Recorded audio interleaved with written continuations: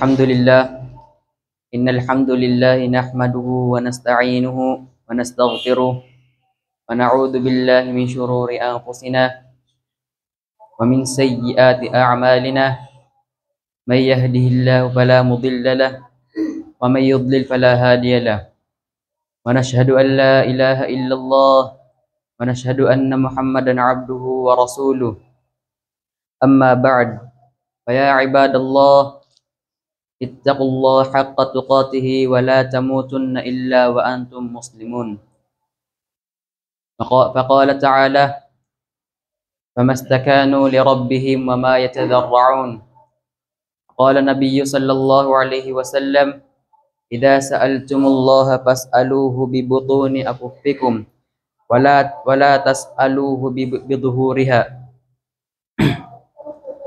Mga alipin ng Allah, tayo ay magpasalamat sa Allah subhanahu wa ta'ala na walang hangganan dahil sa binibigay niya sa atin na biyaya at ibibigay pa lang. Dahil ang biyaya ng Allah subhanahu wa ta'ala sa mga alipin niya ay hindi nauubos. Tulad ng sinabi ng Allah subhanahu wa ta'ala sa banal na Quran, wa in ta'uddu ni'matallahi la tuhsuha. Kung inyong bibilangin ang ibinigay ko sa inyo, la tuhsuha ay hindi nyo ito mabibilang. At isa pa sa pasalamatan natin sa Allah subhanahu wa ta'ala ay tayo ay binigyan niya tayo ng ilmu. At pasalamatan din natin ang Allah subhanahu wa ta'ala dahil hindi tayo naligaw sa ibang landas. Dahil mga alipin ng Allah, merong mga taong sinasabi nila ang pagtaas daw ng dalawang kamay sa pagdudua ay ito daw ay sinasabi nila ito ay bid'ah. Hindi daw ito ginawa ng Nabi sallallahu alaihi wasallam. Sinabi ng Rasulullah sallallahu alaihi wasallam sa hadith, qala sallallahu alaihi wasallam, raf'ul aidi minal istikanati allati. Sinabi ng Nabi sallallahu alaihi wasallam, ang pagtaas ng dalawang kamay sa pagdudua ay yun ay palatandaan na ikaw ay nagsurrender sa iyong Diyos, sa Allah subhanahu wa ta'ala. Dito pa lang sa sinabi ng sinabi ng Rasulullah sallallahu alaihi wasallam ay malalaman na natin na yung pagtaas ng dalawang kamay sa pagdudua sa Allah subhanahu wa ta'ala ay ito ay sunnah. Dahil sinabi ng Nabi sallallahu alaihi wasallam, kapag itinaas mo daw ang iyong dalawang palad sa pagdudua, sa paghingi sa Allah subhanahu wa ta'ala, ikaw ay nagsurrender sa iyong Diyos, sa Allah subhanahu wa ta'ala.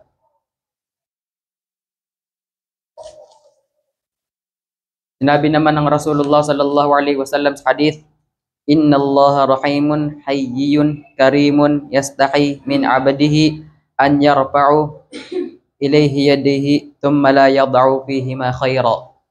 Sinabi ng Rasulullah sallallahu alaihi wasallam, katotohanan ang Allah ay maawain at mahabagin at mahiyain, mapagbigay at nahihiya sa kanyang alipin kapag itinataas ang dalawang kamay niya. Pagkatapos nun ay wala na siyang ilalagay sa dalawang palad na yon maliban ang magandang hinihiling ng alipin ng Allah subhanahu wa ta'ala.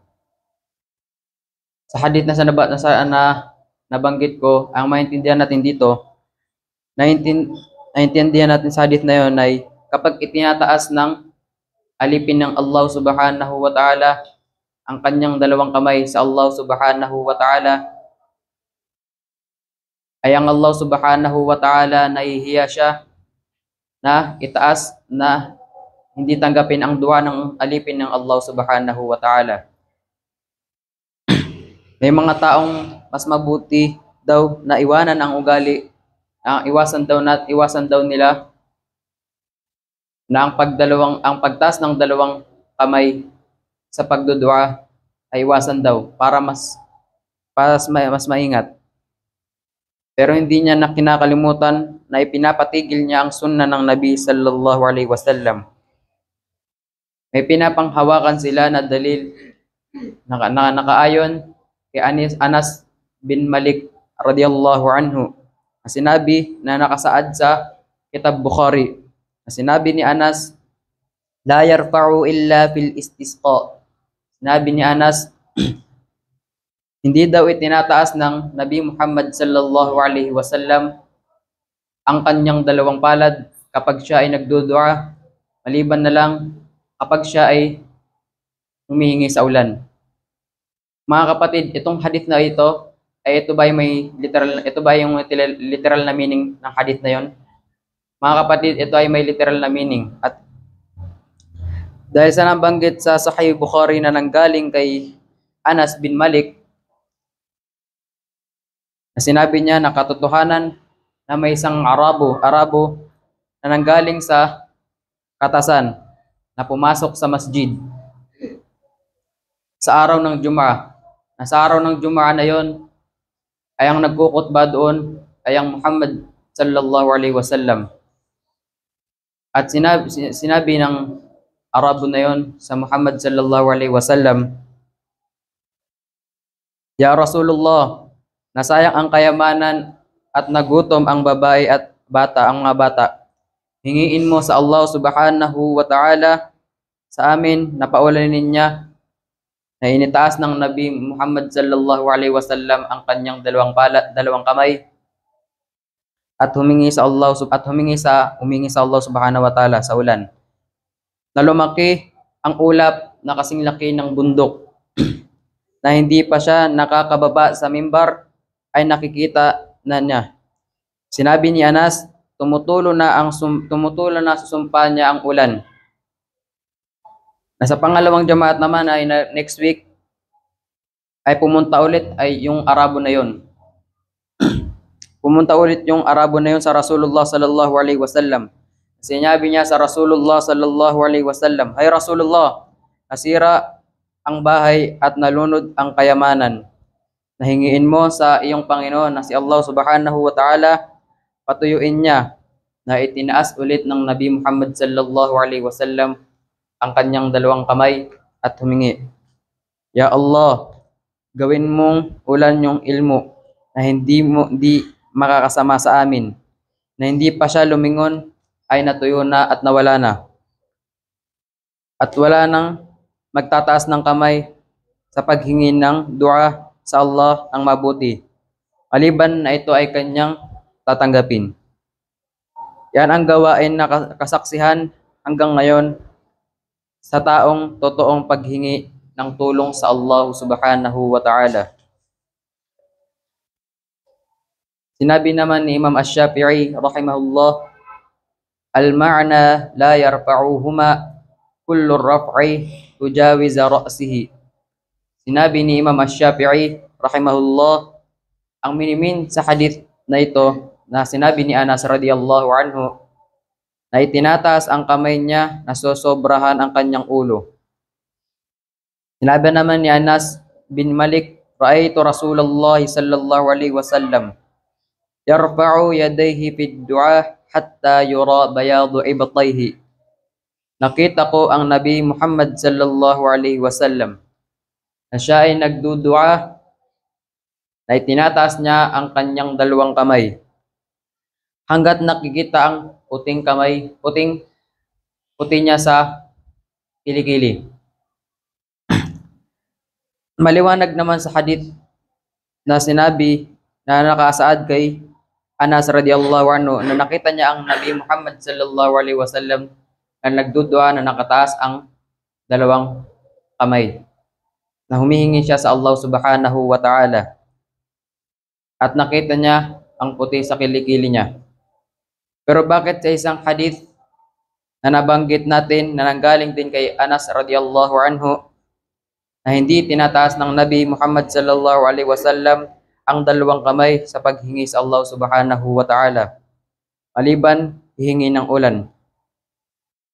Dito mga kapatid, sa ang literal na meaning na yun ay hindi daw nagdudua ang Nabi Muhammad sallallahu alaihi wasallam ng sobra kapag siya ay humihingi. Nagdudua siya ng sobra kapag hingi siya sa ulan. na ang paghingi niya lagpas hanggang ulo. Kapag siya ay nagdudua ng original, ay siya ay nagdudua hanggang balikat. Siya ay tinataas niya ang kanyang dalawang kamay. Kaya obligado sa atin mga kapatid sa nag-aaral ng ilm ay mag-research at magbasa ng maraming kitab ng ulama. Dahil hindi pwedeng isang hadith lang ang panghawakan mo. Dahil ang hadith ng Rasulullah sallallahu alaihi wasallam ay marami. Nandito nag-iisa. Kaya karapat dapat sa atin na nag-aaral ng ilmo na mag-research upang hindi malinlang sa ibang sita. Na pagtaas ng kamay sa pagdudua ay bid'a daw.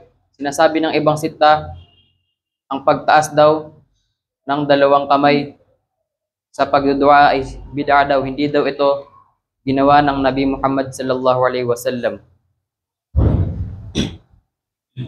Pero sa mga nabanggit natin na hadith, sinabi din ng Anas radhiyallahu anhu ay itinataas ng Nabi Muhammad sallallahu alaihi wasallam ang kanyang dalawang kamay kapag siya ay nagdudua. Pero kapag humihingi siya sa ulan, ay nagdudua siya ng sobra. Yung kanyang kamay ay itinatas niya lagpas hanggang ulo. Kapag siya ay nagdudua ng original, ay siya ay nagdudua hanggang balikat. Mga kapatid, kasali sa pinagkasunduan ng mga ulama, ang kasali sa pinagkasunduan ng ulama ang hatol sa pagtataas ng dalawang kamay sa pagdudua sa Allah subhanahu wa ta'ala, sa pagtaas ng dalawang kamay pagkatapos ng sala, ay kasali yun sa pinagkasunduan ng mga ulama. At bawat isa sa kanila ay meron silang mga dalil na ang Allah lamang ang nakakaalam kung ano ang totoo. Kaya kailangan natin sa taong nag-aaral ng ilm ay may malaman niya muna ang ilmo na napupulot niya. Dahil ang ilmo ay kasalihan sa Islam at ang ilmo ay napakalawak.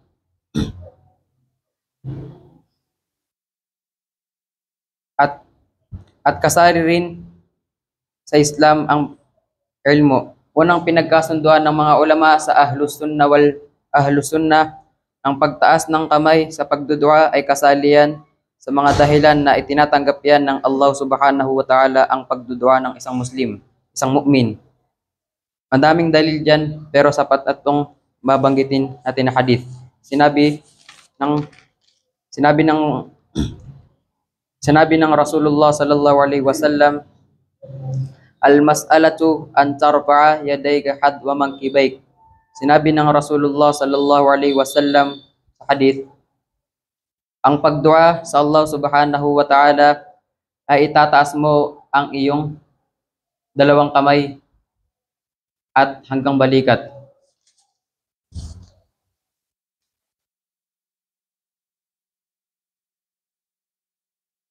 Kaya maliwanag mga kapatid na kapag tayo ay magdudua, itaas natin ang ating dalawang kamay dahil ito ay sunnah ng Nabi Muhammad sallallahu alaihi wasallam.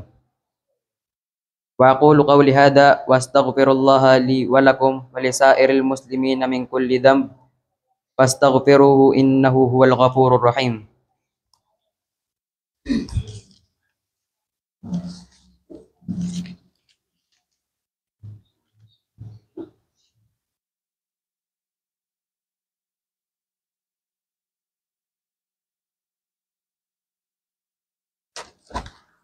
Alhamdulillahi rabbil alamin, wassalatu wassalamu ala rasulillahi wa ala alihi wa sahbihi ajma'in, amma ba'd. Sinabi ng Rasulullah, mga kapatid, mga alipin ng Allah subhanahu wa ta'ala, ang paghihingi sa Allah subhanahu wa ta'ala, ang pagdudua ay sa pamamagitan ng palad, sa pamamagitan ng kamay.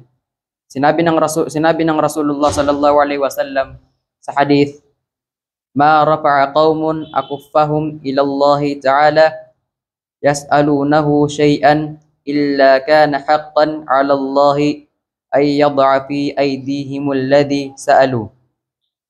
Sinabi ng Rasulullah sallallahu alaihi wasallam, walang pagtaas sa mga tao sa kanilang palad sa Allah subhanahu wa ta'ala na sila ay humingi sila sa kanya ng bagay, maliban na maging karapat-dapat sa Allah subhanahu wa ta'ala. Na ilalagay ng Allah subhanahu wa ta'ala doon ay ilalagay niya ang kahilingan ng mga alipin ng Allah subhanahu wa ta'ala. Sinabi ng Rasulullah sallallahu alaihi wasallam sa hadith, "Idza da'wata Allah fad'u bi batini kaffayka wala tad'u biduhurihima fa idza faraghta famsah bihima wajhaka." Sinabi ng Rasulullah sallallahu alaihi wasallam sa hadith na kapag kayo daw ay humihiling sa Allah subhanahu wa ta'ala o humihingi ay sa pamamagitan ng palad. Kapag kayo ay humihingi sa Allah subhanahu wa ta'ala ay itaas nyo ang inyong mga palad hanggang balikat. At huwag kayong humingi sa Allah subhanahu wa ta'ala ng inyong mga palad ay nakatalikod. Nakababa ang inyong mga palad. Huwag kayong humingi sa Allah subhanahu wa ta'ala na nakababa ang inyong mga palad. Dapat ay nakataas ang inyong mga palad kapag kayo ay humihingi sa Allah subhanahu wa ta'ala. At kapag kayo ay pagkatapos nyo magdua, ang inyong dalawang palad ay dalawang kamay ay iyong ipupunas sa iyong muka. Kapag kayo daw ay maghihingi sa Allah subhanahu wa ta'ala, mga alipin ng Allah, ay itaas nyo ang inyong mga kamay at huwag kayong humingi sa Allah subhanahu wa ta'ala na nakababa ang inyong mga kamay. Inutos to ng Nabi Muhammad sallallahu alaihi wasallam. At yung mga ibang sita ay sinasabi nila na ang pagtataas daw ng dalawang kamay sa pagdudua ay ito daw ay bid'ah. Sinasabi nilang pagtataas daw ng dalawang kamay sa pagdudua ay bid'ah. Hindi daw ito ginawa ng Nabi Muhammad sallallahu alaihi wasallam. Ngunit ito ay ginawa ng Nabi Muhammad sallallahu alaihi wasallam. At ito ay ipunas mo kapag ikaw ay pagkatapos mo magdua ay iyong dalawang kamay ay iyong ipupunas sa iyong muka. Kaya mga kapatid, yun ang dahilan kung dapat kailangan natin itaas natin ang dalawang palad natin kapag tayo ay magdudua, dahil ito ay inutos ng Nabi Muhammad sallallahu alaihi wasallam. Ito ay sunnah, hindi ito bid'ah. Dahil ang ibang sitay sinasabi nila ito ay bid'ah. Kaya salawatan natin ang Nabi Muhammad sallallahu alaihi wasallam dahil ito ay inutos ng Allah subhanahu wa ta'ala sa mga alipin niya. Inna Allah wa malaikatahu yusalluna 'alan nabi ya ayyuhalladhina amanu sallu 'alaihi wa sallimu taslima.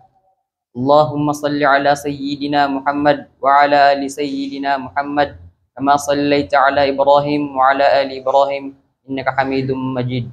Allahumma barik 'ala Muhammad wa 'ala ali Muhammad kama barakta 'ala Ibrahim wa 'ala ali Ibrahim fil 'alamin innaka Hamidum Majid. وقال ربكم ادعوني استجب لكم آمين يا أرحم الراحمين. الحمد لله رب العالمين. اللهم لا تدع لنا ذنبا إلا غفرته ولا هما إلا فرجته ولا دينا إلا قضيته ولا حاجة من حوائج الدنيا والآخرة إلا قضيتها يا الله. ربنا آتنا في الدنيا حسنة وفي الآخرة حسنة وقنا عذاب النار وصلى الله على خير خلقه سيدنا محمد وعلى آله وصحبه وبارك وسلم. سبحان ربك رب العزة عما يصفون وسلام على المرسلين والحمد لله رب العالمين.